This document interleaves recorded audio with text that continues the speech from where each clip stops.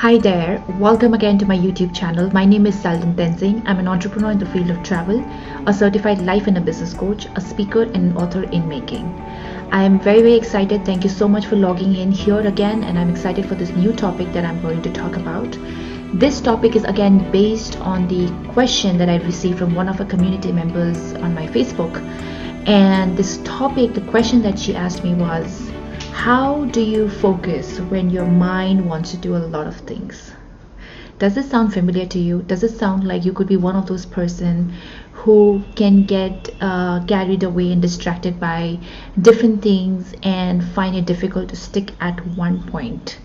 Or dedicatedly follow one thing at a time. So if you're one of those people, then continue listening to me, because I'm going to again deep dive and break it down and decipher it into the root causes, and then I'm going to tell you how you can actually overcome it as well. All right, so shall we deep dive in? Awesome. So this thing that I'm talking about, this ability to not being able to focus in one place, and the feeling that that you want to do different, you want to pursue different things, is actually called in psychology term a shiny object syndrome. A shiny object syndrome can be easily compared to an analogy of a little child. When they see new toys, they always want to run towards a new toy. Even if you give a toy, if you've already given them a toy, but they get another toy, they will always get attracted to the new toy, because that's how kids are, right? And this phenomena can also happen with adults as well, and it's called the shiny object syndrome. So now, why does it happen? What is the reason behind it? And I really want to highlight two major reasons that I feel that has happened, because I at some point of time also have had this problem, and I probably continue to do that, and I'm just trying to grow through it and be more self-aware. So I want to help you understand why it happened in the first place. So I feel like there are two major reasons that can happen. The first thing is that, again, many people lack clarity at times. They don't have a proper direction. They don't know what they're really passionate about, what they're good at. They're not self-aware. And because they don't know what it is, they try to copy other people, and they try to go after things that could be nice or great in terms of societal norms, or what your friends are saying, what your family is saying. So they could be the reasons why you're pursuing a certain thing, but maybe you're not really sure what you want to do in life. So that could be one reason why you are attracted to different things, and you're jumping around from one place to another. The second thing that could also happen is that, which I have that problem as well, is you could be a person who's multifaceted. You have different talents and interests and passions in different areas of your life, and I am one of those as well. Growing up, back right from the school, like, I was always good at music, I was good at dancing, I was good at speaking, I was good at sports, academics. So I had so many avenues that I wanted to choose in, and there were always times like I would be one of those person that would end up doing everything. Like, I would be one of those annoying kids that when we in school, we had these school functions, and I would be the one who would participate in every event. Like, I would be anchoring the event, and then I would quickly change my clothes, and I would get into a dancing number. Then I would change my clothes, and I would get into the school choir. Then again I would change my clothes, and again get into the anchoring mode. I was like that kind of a person, really, because I enjoyed so many varieties of things that I had to do. So I always struggled with picking up one thing that I really wanted. I had so many interests, I had so many passions, so I wanted to taste all of that. So if you are one of those people, again, continue listening to that as well. Before I jump into how to really overcome the shiny object syndrome, I would like you to understand the consequence of it, okay? And check if you're facing that consequence or not. Because everything that we do in life, every action that we have in life has a certain consequence to it, right? So people who have this kind of this issue, this problem, tend to be unstable. They could be unstable. They are the kind of people who will be jumping from one idea to another, one idea to another, one idea to another, and never really settling down. The person from outside will be like, what the hell is he or she doing? Like my family used, like my father, I think, used to really probably thinks, he thinks till now, that what all I keep doing. So they don't really understand the perspective. They don't know what is happening, and you would seem like an unstable person. And the second thing is, there could be an actual instability in your life as well, because what happens is, when you're taking up a project, you're doing something, but then you see something else, and then you jump to do something else, you're actually leaving that task undone. That thing remains unfinished. So you would never become the finisher. You'll always become the jumper kind of thing. The third thing is, which is a very, very important thing, and if you are aspiring to start a business, if you're an entrepreneur already, this is a very dangerous thing for yourself. Because what happens is, the shiny object syndrome makes you lose your focus and your objectives, your important objectives. Whatever your business objectives, life's objectives, your goals, everything can get haywired because you are not stable, you are not certain about it. And that can lead to business losses, that can lead to teams collapsing, team members are confused, and then it can also impact your personal life and your family life. Everyone is confused because you are not clear about those things as well. So this is an issue which can create a lot of ripple effect. It might not look very big initially, but then this has the power to actually create uncertainties in your own life and other people's life, especially your loved ones or your team members. So this can really create negative impact. So you have to be careful about it. So I'm sure you're curious to know, what is it that you can do if you're one of those people. Here is what you can do, how to overcome it, right? So I have 5 points for you. Okay, write down, get your pen and paper, write it down. The first thing that you need to do is, you need to get self-awareness. I'm sure every video I've spoken about this topic, self-awareness is the key to all of your sufferings, because if you're not aware of what you are missing out, what you're suffering from, there's no way the doctor can actually come and give you medicine to it, right? So you need to diagnose yourself and understand what are you suffering and why you're suffering. So here, get clarity about self, get clarity about what your passion is, what your talents are, the reason behind what you do, what you enjoy, what you don't enjoy, what you love, what you don't love. And another thing that I want to get deeper into this is core values. Each one of us is built, our lives are built on certain core values. Core values, like for me, it's a core value is love, it's compassion, it's achievement, it's growth, it's freedom. So my life revolves around these core values, and anything that I do, I ensure that my work is coinciding with my core values, and they're in sync together.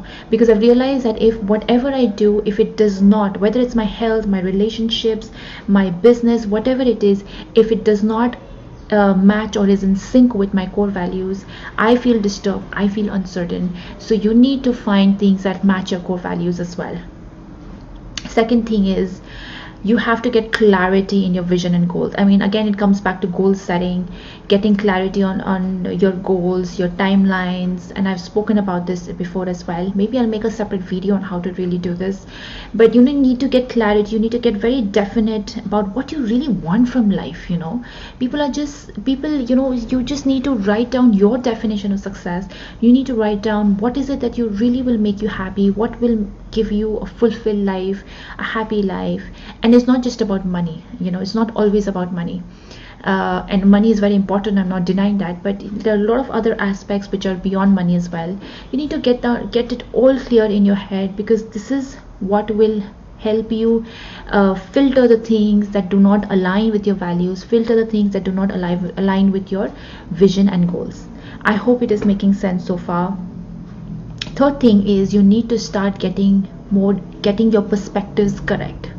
You need to understand the fact that the grass is not always greener on the other side. One of the reason why we try to jump and we're looking for greener pastures, right? We're looking for something better.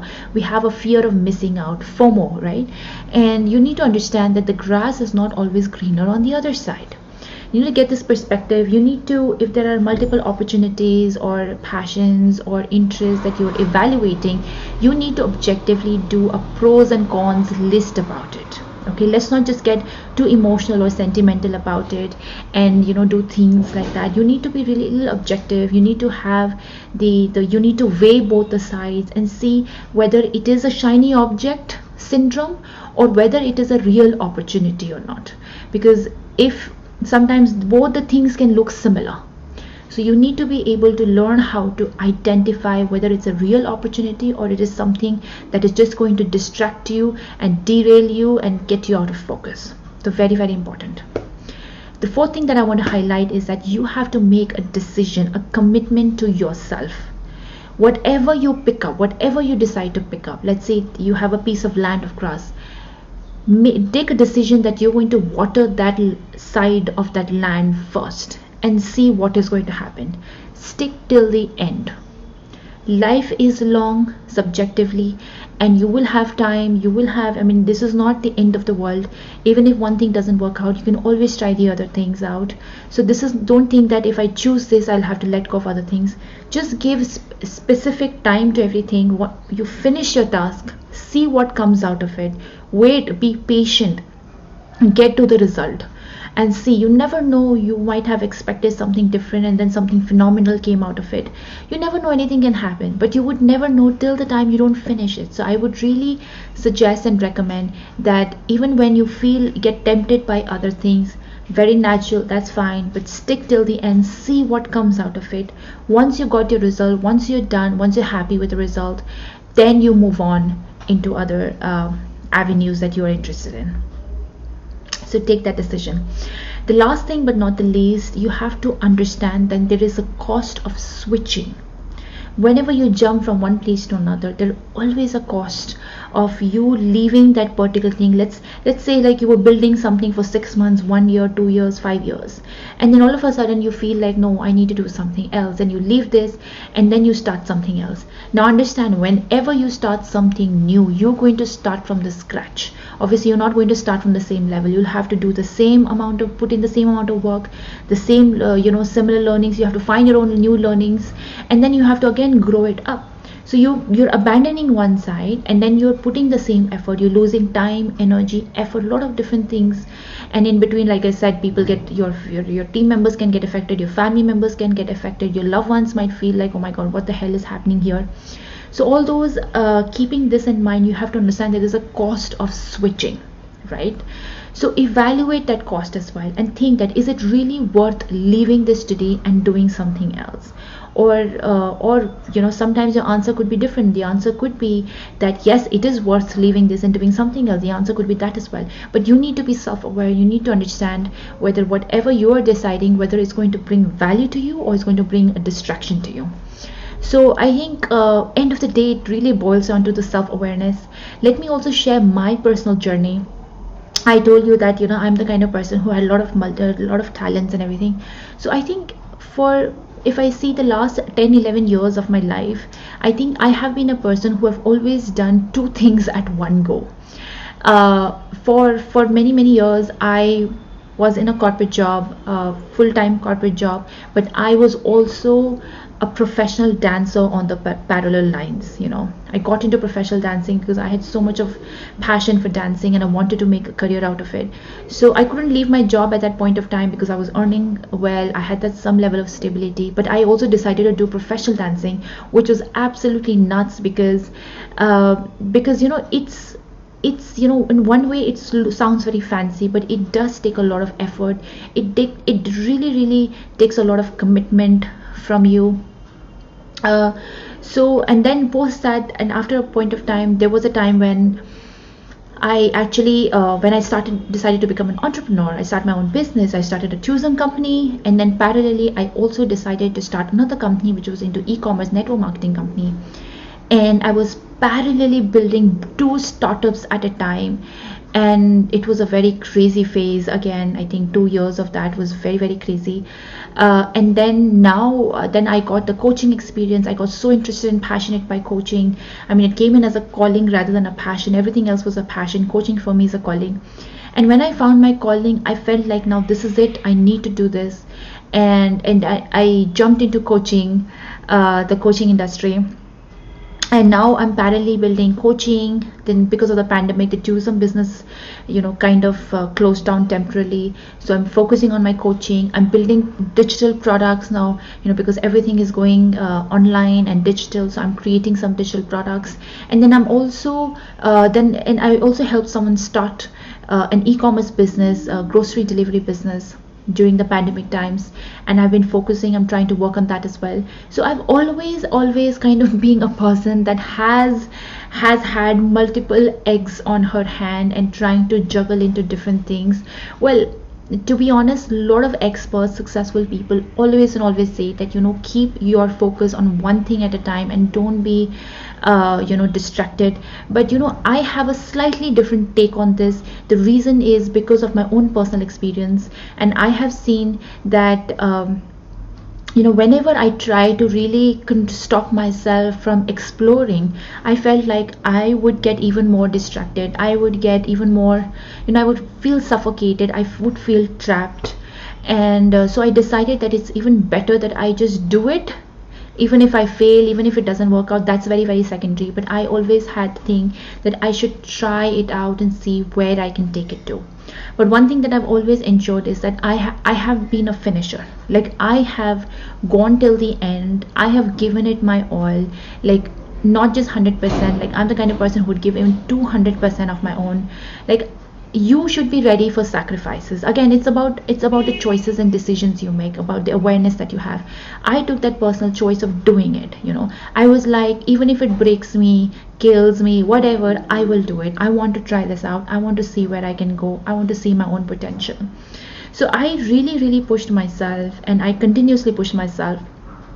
And so this is a choice that one must make. If you are wanting to do two things at a time, it's going to cost you something. It might even cost you your personal life, your sleep hours, your hanging out with friends, the Netflix binging.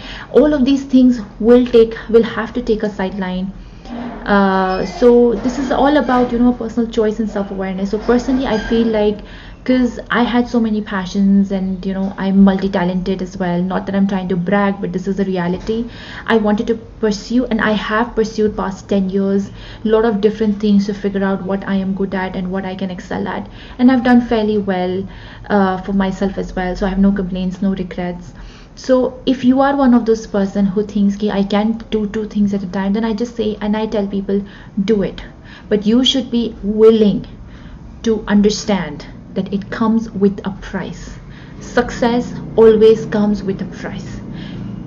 Building one thing is hard enough, that if you put the second thing also together, it's just going to make it a lot more harder. But it's a choice that you're willing to make. Are you willing to put in that double level of effort or not? That is a choice that you have to make. So that brings me to the end of the video. I hope you found value in this. Please subscribe to my YouTube channel if you haven't already. And if you're an aspiring and a budding entrepreneur, join me on my VIP network, a VIP group called Entrepreneurology Hub on Facebook. The links will be put in the description box. So join me there if you haven't already, and I look forward to communicate with you. And thank you so much for watching. Have a wonderful, productive week ahead. Bye bye.